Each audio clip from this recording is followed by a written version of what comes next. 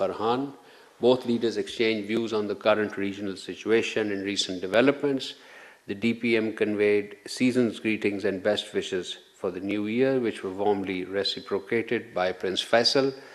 The DPM-FM also expressed satisfaction with the positive trajectory of the bilateral relations. Prince Faisal, on his part, reaffirmed his commitment to further strengthening and enhancing bilateral ties.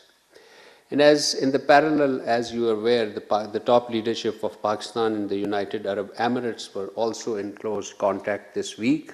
His Highness Sheikh Mohammed bin Zayed Al Nahyan, President of the United Arab Emirates and the ruler of Abu Dhabi, undertook an official visit to Pakistan at the invitation of our Prime Minister. He was accompanied by a high-level delegation, including ministers and senior officials. The two leaders, that is our Prime Minister and the President of UAE, met in Islamabad and later in Rahim Yar Khan. During these meetings, views were exchanged on bilateral cooperation and a variety of subjects. The meeting capped off a year of extensive leadership-level engagements between Pakistan and the UAE. The visit of His Highness reflects the depth of our bilateral relations, shared commitment of both sides to further enhancing collaboration in key areas, including trade, investment, energy development, and regional stability. Moving on to Bangladesh, where our Speaker of the National Assembly, Sardar Ayaz Sadiq, visited Dhaka, Bangladesh yesterday to attend the state funeral of former Prime Minister of Bangladesh, Begum Khaleda Zia. Our Speaker of the National Assembly visited the residence of the late former Prime Minister of Bangladesh, where he met her son, Mr. Tariq Rahman, and her daughter. He expressed grief and sorrow over the demise of Begum Khaleda Zia and conveyed condolences on behalf of the people and leadership of Pakistan. He noted the services of the late Prime Minister of Bangladesh for progress and prosperity and welfare of the brotherly people of Bangladesh, and she would always be remembered with respect in Pakistan. He also paid homage for her contribution towards strengthening the brotherly relations between Pakistan and Bangladesh. The visit reflects the honor and deep respect accorded to late Begum Khaleda Zia by the Prime Minister, the government, the Parliament, and the people of Pakistan, who regard her as a sincere friend. While in Dhaka, the Speaker of the National Assembly also met Bangladesh National Security Advisor, Mr. Khalilur Rahman, Advisor on Law and Justice, Mr. Asif Nazrul, and Acting Chairman of BNP, Mr. Tariq Rahman. Moving on to Somalia, ladies and gentlemen, you must have seen our press readouts on the subject. We strongly condemn any attempt to undermine the sovereignty, unity, and territorial integrity of Somalia, and reject in this regard the announcement made by Israel recognizing the independence of the so-called Somaliland region of the Federal Republic of Somalia. Pakistan reiterates its complete support for the sovereignty, unity, and territorial integrity of the Federal Republic of Somalia, as well as for all efforts aimed at achieving lasting peace and stability in the country. We also reiterate our unequivocal rejection of any step aimed at forced displacement of Palestinians from their land under any circumstances, and unwavering commitment for the Palestinian people in their just struggle for self-determination, for a sovereign, viable, independent state of Palestine with Al-Quds al-Sharif as its capital. Our Deputy Prime Minister, Foreign Minister, Senator Mohammad Ishaq Dar, on this subject on Somalia, joined the foreign ministers of Algeria, Comoros, Djibouti, the Gambia, Egypt, Kuwait, Iran, Iraq, Jordan, Qatar, Saudi Arabia, Palestine, Somalia, Sudan, Turkey, Yemen, and the OIC in issuing a joint statement. And basically, the joint statement underscored very key 4 principles. One was the unequivocal rejection of Israel's recognition of the so-called Somaliland region. Number 2, condemnation in the strongest terms of such recognition, which constitute a grave violation of the principle of international law and the UN Charter.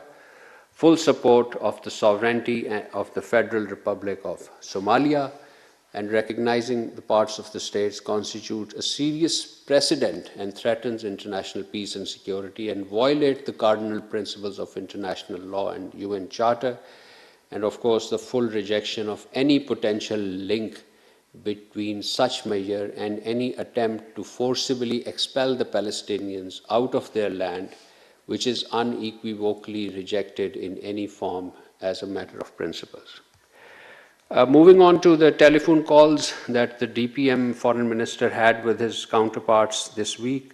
One was I mentioned about his telephone call with the Saudi foreign minister.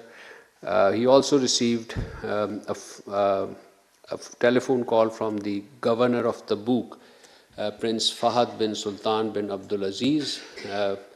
The governor of Tabuk conveyed season's greeting and best wishes to our DPM, and the two dignitaries exchanged desire to expand cooperation in the areas of mutual interest. Foreign Minister, the Foreign Minister of Uzbekistan, His Excellency Bakhtiarov Saidov, Foreign Minister Bakhtiar further confirmed the visit of the President of Uzbekistan next month. Views to Pakistan next month. Views were exchanged on regional and international developments, on ways to enhance bilateral relations by deepening cooperation. And our Foreign Minister also received a call from the Foreign Minister of Somalia, Mr. Abdussalam Abdali. The DPM reaffirmed Pakistan's full support for sovereignty of Somalia and condemned any action aimed at undermining it. The Somali Foreign Minister thanked our Deputy Prime Minister for standing by Somalia and for Pakistan's continued and sustained support. He also sought Pakistan's assistance in raising Somalia's concern in the United Nations Security Council, to which, as you know, Pakistan is the current member. And on his part, the DPM reaffirmed our full support.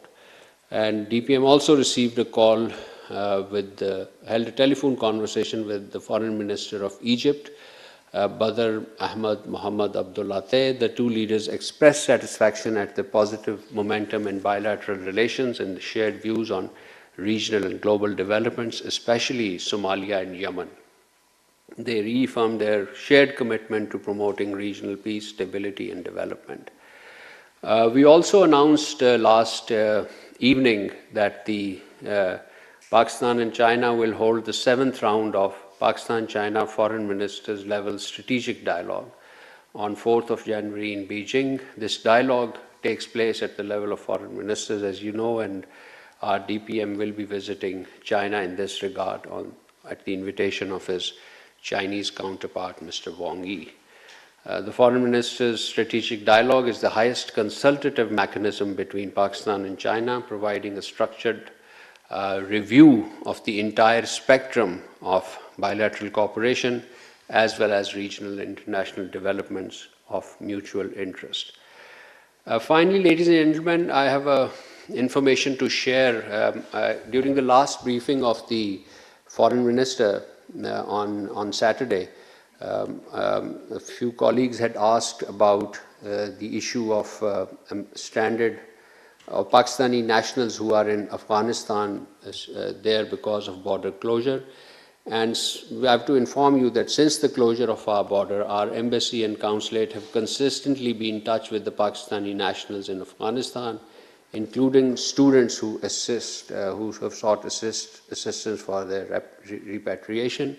The mission is also in contact with Afghan authorities regarding their safety and well-being, and are coordinating with the relevant authority to ensure their safe return.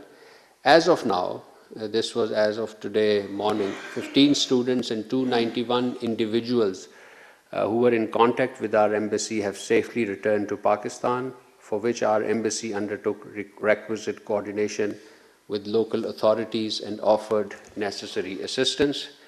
And a total of, you may note that a total of 1,199 Pakistanis approached our embassy in Kabul seeking assistance for their return. These include 549 students and 402 individuals, including those with the families, and out of those, As I said, 15 students and 291 individuals have already returned to Pakistan by air.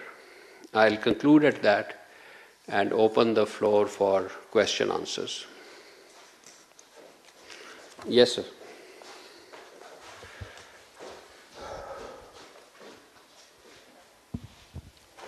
Thank you, sir. Question from Xinhua News Agency. Recently, the United States announced a plan to sell advanced weapons worth $11.1 billion to China's Taiwan region, which has severely violated the One China principle and the three China-US joint communiques, seriously undermine China's sovereignty, security, and territorial integrity, severely jeopardized peace and stability across the Taiwan Strait, and sent a seriously wrong signal to the separatist forces of Taiwan independence.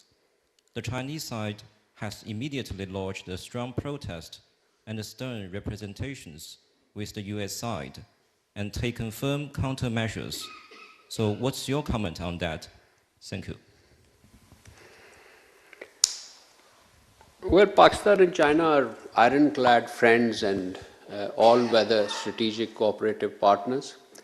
We have consistently supported China on all matters of its core interests, including Taiwan.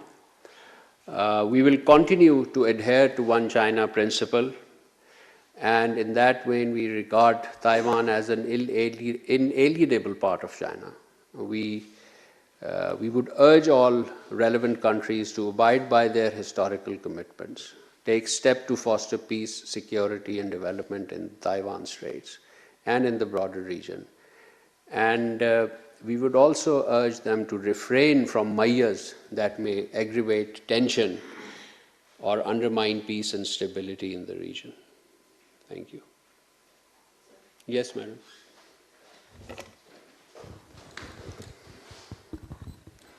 Thank you, sir. I am Namra Suhail from Pakistan Television. Sir, India has granted approval for Dulhasti Stage 2 hydropower project on Chenab River in IIOJK, which is a clear violation of Indus Water Treaty. So what do you have to say about this matter? Thank you. Yes, we have seen these media reports regarding Indian plans to construct Dulhasti Stage 2 hydroelectric project on the Chenab River.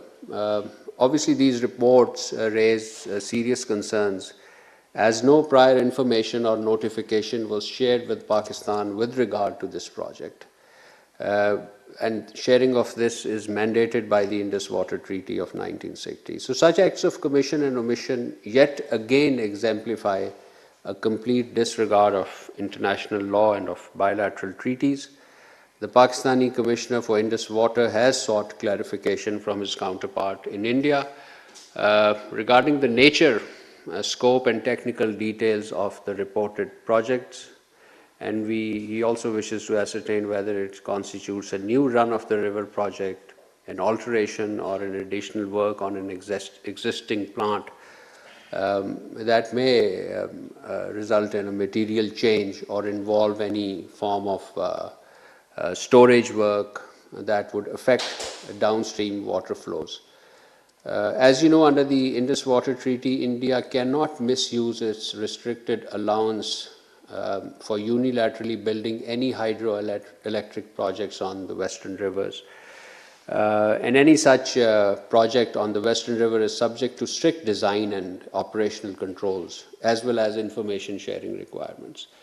So in the absence of formal communication from the Indian side, Pakistan is obviously unable to assess the project's conformity with the treaty provisions, and we therefore call upon India to urgently return to treaty compliance and respond to the queries raised by our Indus Water Commissioner in his latest as well as in his earlier communications about the project that you referred to and certain other projects. So Pakistan reiterates that Indus Water Treaty remains a binding international agreement. The decision by the Court of Arbitration in June and August 2025 have unequivocally endorsed the IWT's validity, and no unilateral decision or defiance can alter this reality. I'll also reaffirm that Pakistan remains committed to peaceful resolution of disputes and issues with India, but we will never compromise on our existential water rights, existential water rights of our people. Thank you.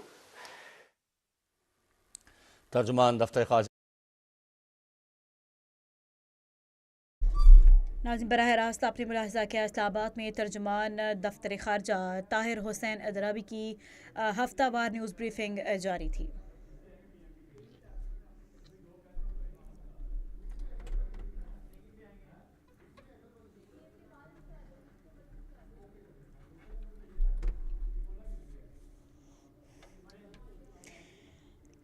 Khyber Pakhtunkhwa کے بیشتر اضلاع میں موسم جزوی ابر آلود رہے گا، جبکہ محکمہ موسمیات کا کہنا ہے کہ پشاور سمیت صوبے کے میدانی علاقوں میں سردی کی شدت میں اضافہ ہوا ہے.